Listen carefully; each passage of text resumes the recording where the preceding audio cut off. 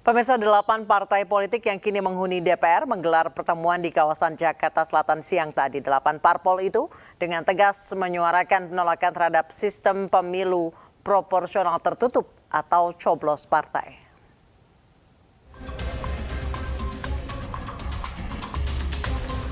Sejumlah elit partai politik ramai-ramai bersatu menolak usul PDIP terkait sistem pemilu proporsional tertutup atau coblos partai.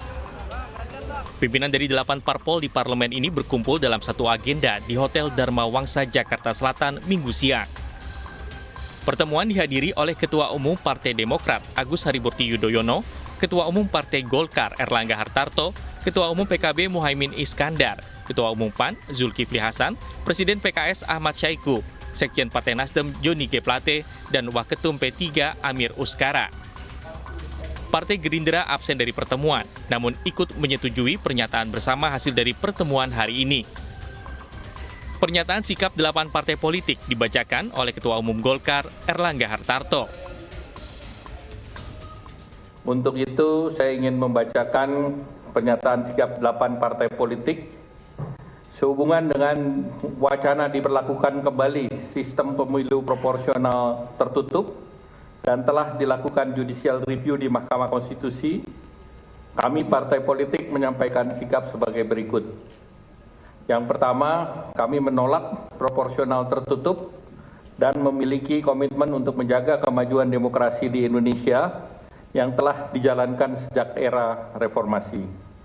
Sistem pemilu proporsional tertutup merupakan kemunduran bagi demokrasi kita. Dalam sistem proporsional tertutup, pemilih hanya dapat memilih partai politik dan bukan kandidat calon legislatif secara perseorangan. Dengan demikian, maka parpol memiliki hak untuk menentukan calon yang diusung dan berpotensi lolos ke parlemen. Sejumlah parpol, baik yang saat ini memiliki kursi di DPR maupun non-parlemen, menolak sistem ini. Hanya PDI Perjuangan yang mendukung sistem pemilu proporsional tertutup. Sejumlah pengamat politik menilai PDI Perjuangan lebih diuntungkan dengan sistem tersebut. Tim Liputan iNews melaporkan. Terbuka atau tertutup, siapa yang untung, siapa yang rugi? Dan untuk membahasnya telah bergabung bersama kami politisi senior PDI Perjuangan Andreas Hugo Pareira. Selamat petang, Pak Andreas. Selamat petang, apa kabar? Pak Andreas, ini PDI Perjuangan jadi satu-satunya partai yang menyetujui sistem pemilu proporsional tertutup. Alasannya apa, Pak? Proses yang terjadi ini adalah berawal dari gugatan yang dilakukan oleh perseorangan. Ada 6 orang kalau tidak salah, yang melakukan judicial review ke MK.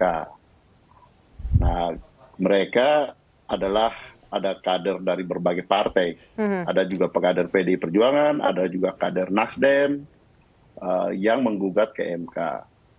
Nah, apa yang gugatan mereka ini memang sama dengan sikap PDI Perjuangan dalam hal sistem pemilihan umum selama ini gitu. Bahkan dari keputusan di PDI Perjuangan itu keputusan Kongres ketiga itu sudah menugaskan kepada partai fraksi di DPR untuk melakukan perjuangan untuk proporsional dengan sistem proporsional tertutup ini. Iya. Sehingga ini memang sejalan dengan apa sikap PDI Perjuangan, bahwa di partai-partai yang lain tidak setuju dengan ini. Nah, itu sah-sah saja, kita juga menghormati sikap dari partai-partai yang lain gitu. Baik. Tapi proses ini bukan di DPR, tapi di MK, Mbak. Jadi ini adalah judicial review di MK, bukan di DPR. Jadi bukan melihat soal suara terbanyak, berapa partai, tapi partai-partai silakan bisa memberikan pandangannya. Dan proses di MK itu adalah proses menguji apakah undang-undang yang dibuat, undang-undang yang berlaku itu bertentangan atau sejalan atau tidak dengan undang-undang dasar gitu.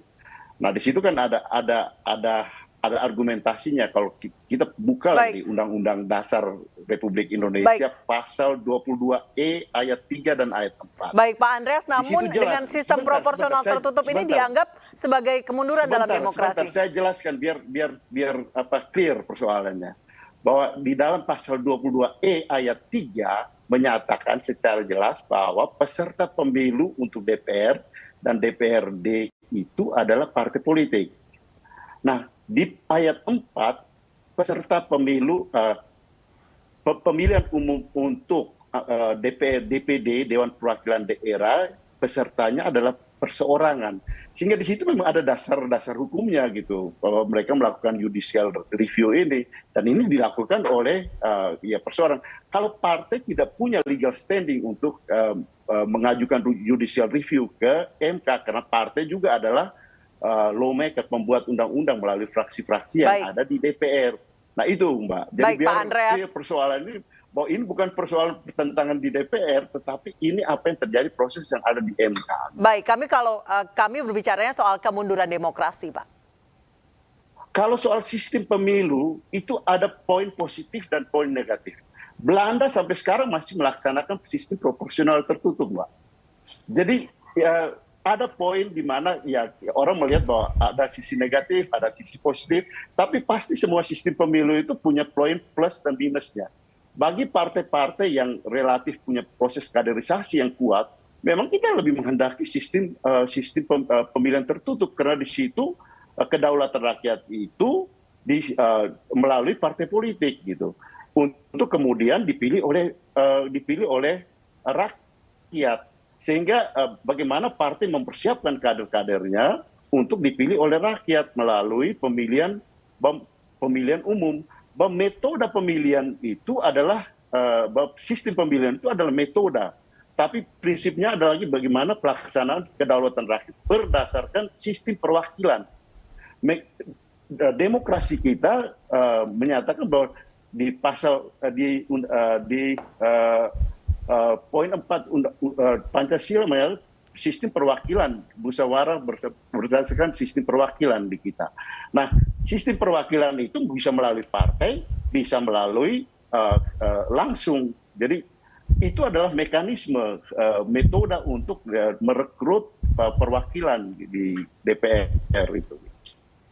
Baik, Bang Andreas, kami sudah berusaha menghubungi salah satu perwakilan dari ke-8 partai yang tidak menyetujui sistem proporsional tertutup. Namun hingga saat ini panggilan kami belum direspon. Saya kembali ke Pak Andreas. Pak Andreas, dari sejumlah partai politik, 9 partai politik yang ada di parlemen, hanya PDI Perjuangan yang setuju. Berarti untung paling besar adalah PD Perjuangan kalau milihnya partai. Berarti kader Anda... Bukan soal untung rugi, Mbak. Ini soal bagaimana apakah nanti hakim MK yang akan memutuskan gitu. Bukan di DPR soal pengambilan keputusan ini gitu. Bukan soal untung rugi, soal apakah ini sesuai dengan undang-undang dasar atau tidak gitu. Nah, disitulah hakim MK akan memutuskan. Biar masyarakat paham bahwa ini bukan persoalan pertarungan antar partai, bukan, Mbak. Tapi ini bagaimana pengajuan judicial review yang dilakukan oleh masyarakat, karena melihat bahwa apakah suatu undang-undang itu sesuai dengan undang-undang dasar atau tidak. Dan apakah merugikan proses pemilu. Baik, kalau Bang Andreas, menurut PD Perjuangan, kalau dilihat dari masyarakat Indonesia, cocoknya untuk tertutup atau terbuka? Kalau lihat dari perilaku politik. PDI Perjuangan dari dulu mengambil sikap bahwa karena ini sesuai dengan pasal 22 ayat 3, peserta pemilu itu adalah partai politik, Mbak.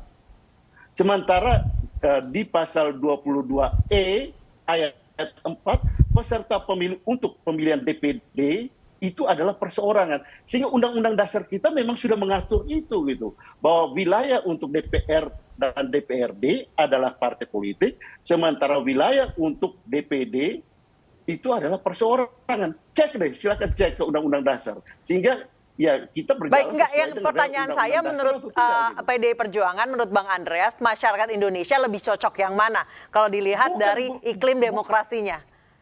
Di masyarakat Indonesia juga beda-beda pendapat. Kemarin kami diskusi dengan para pengamat, ada yang melihat bahwa kita lebih cocok dengan sistem pemilihan tertutup gitu. Ada yang mengatakan terbuka, ada yang mengatakan tertutup. Persoalannya apakah sesuai dengan undang-undang dasar atau tidak? Itu yang paling penting, Mbak. Oke, Karena baik. Tapi undang-undang kan dasar lah untuk yang undang-undang pemilu ini sudah berjalan sejak 2004 ya Pak ya. Berarti sudah lama sekali, sudah 18 tahun. Mengapa baru sekarang? Itu adalah siapa yang menggugat itu gitu. Bahwa yang menggugat itu adalah masyarakat. Dulu pernah dilakukan proporsional tertutup. Tapi PDIP, Pak, Kemudian PDIP sejauh ini setuju-setuju aja. Mengapa setelah 18 tahun kemudian approach-nya tertutup? Kami taat terhadap peraturan, taat terhadap keputusan yang dibuat oleh MK. Dulu kita melaksanakan, dulu waktu pemilihan proporsional tertutup, kemudian jadi proporsional terbuka, kami ikut. Dan ya kami menang juga gitu. PD Perjuangan pernah menang, pernah kalah. Dan sekarang kalau proses ini berjalan, kita serahkan ke MK untuk memutuskan itu gitu. Jadi Mbak, persoalan ini bukan persoalan soal suara terbanyak di DPR, tapi soal bagaimana nanti MK akan menguji sesuai dengan Undang-Undang Dasar atau tidak gitu. Itu Mbak persoalannya. Baik, namun ini kan ada pasal 168 ayat 2 nomor 7 tahun 2017 yang saat ini tengah di review, judicial review oleh MK. Berbeda dengan 8 partai politik yang ada di parlemen lainnya, PDI Perjuangan justru mendukung proporsional tertutup. Tentunya ini harus dikembalikan lagi Pak. Bukan hanya di Undang-Undang Dasar, tapi juga iklim perpolitikan di Indonesia. Karena ini menyangkut langsung ke masyarakat. DPR adalah wakil masyarakat. Berarti masyarakat akan dikurangi haknya ya untuk memilih wakilnya dengan memilih partai. Nanti MK yang akan menilai itu. Mahkamah Konstitusi yang akan menilai itu gitu. Mahkamah Konstitusi yang akan menilai dan kemudian memutuskan partai. Berarti PDI Perjuangan setuju ya mengurangi hak masyarakat ya? Bukan. Ini MK yang akan memutuskan, Mbak. Ini bukan pertentangan di partai politik gitu. Kami taat terhadap keputusan yang dibuat oleh nanti keputusan dibuat oleh Mahkamah Konstitusi. Bahwa yang menggugat itu bukan partai politik. Partai politik tidak punya legal standing untuk melakukan gugatan. Oke, Bang Andreas saya kembalikan lagi ya. Kalau PDI Perjuangan sendiri setujunya yang mana? Mengembalikan saja ke MK atau kami lebih setuju pada proporsional tertutup. Itu posisi PDI Perjuangan. Oke, berarti setuju mengurangi hak masyarakat untuk memilih wakilnya dong, Pak? Bukan soal itu, bukan berdasarkan undang-undang atau tidak gitu, undang-undang dasar atau tidak. Itu yang makanya saya coba Mbak cek di pasal 22E Undang-Undang Dasar ayat 3 dan ayat 4. Cek deh di situ. Bagaimana pengatur? Karena MK itu menguji undang-undang terhadap undang-undang dasar. Dari gugatan masyarakat ini gitu. Baik, kita lihat seperti apa nanti hasil judicial review. Gitu. Baik, kita lihat seperti apa nanti hasil dari judicial review Mahkamah Konstitusi terkait Undang-Undang Pemilu. Apakah kita akan kembali ke lebih dari 20 tahun yang lalu atau memajukan demokrasi Indonesia. Terima kasih Bang Andreas telah bergabung dengan kami di Newsroom Weekend. Pemirsa, Mahkamah Agung memutuskan mengembalikan aset first travel ke jemaah korban penipuan meski telah diputus pada bulan Mei 2022, namun hingga kini jemaah masih belum menerima sepeser pun dari aset yang dikembalikan.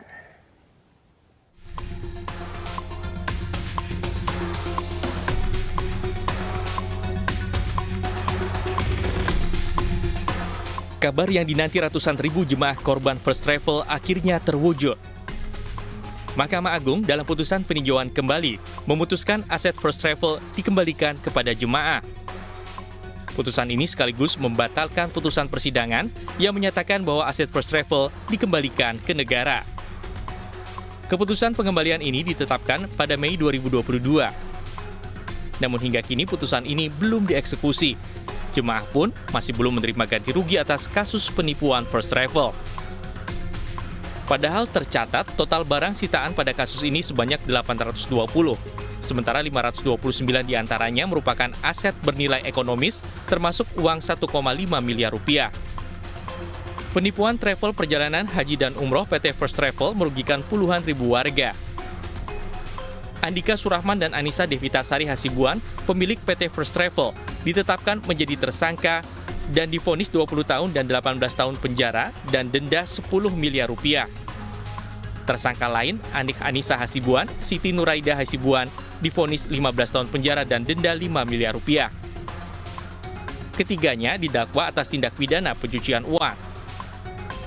sempat mengajukan kasasi pada Februari 2019 lalu, namun ditolak oleh Mahkamah Agung. Aset terdakwa pun disita. Pada 2017, PT First Travel membandrol biaya perjalanan umroh seharga 14,3 juta rupiah.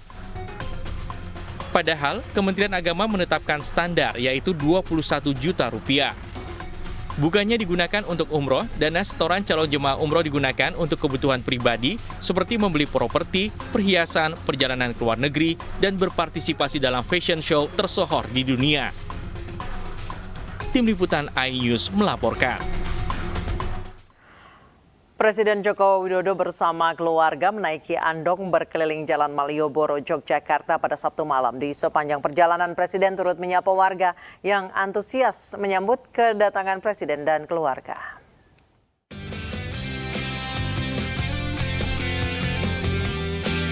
Presiden Joko Widodo dan Ibu Iriana menghabiskan akhir pekan dengan mengajak cucu berwisata di Yogyakarta. Satu malam keluarga Presiden Jokowi menaiki andong untuk berkeliling di Jalan Malioboro. Presiden Jokowi dan Ibu Iriana bersama cucunya Jan Etes dan Lembah Manah berangkat dari Gedung Agung menuju Jalan Malioboro. Tampak pula putra sulung Presiden, Wali Kota Surakarta, Gibran Rakabuming Raka dan sang istri Selvi Ananda.